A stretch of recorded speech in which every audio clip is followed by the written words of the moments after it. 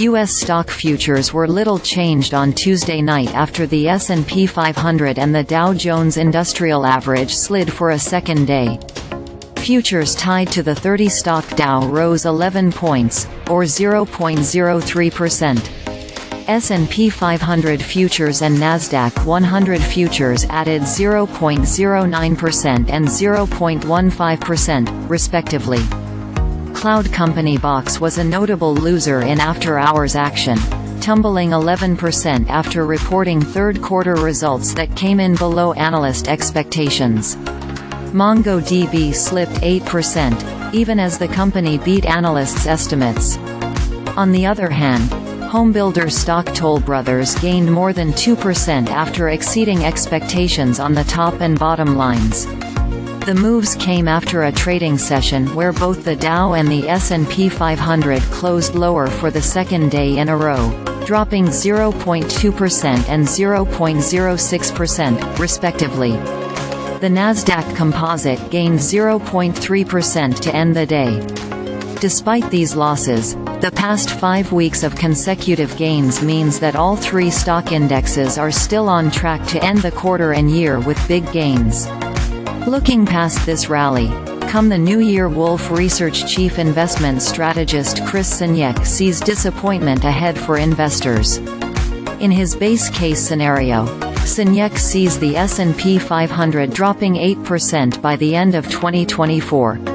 "We think the lagged impacts of the Fed rate hikes are going to really start to hit the economy in the first half of next year," he said on CNBC's Closing Bell.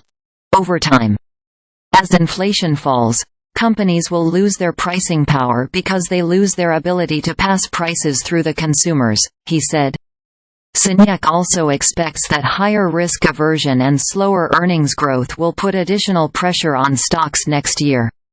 Traders will be keeping their eyes on Campbell Soup, which is set to report quarterly earnings before Wednesday's opening bell.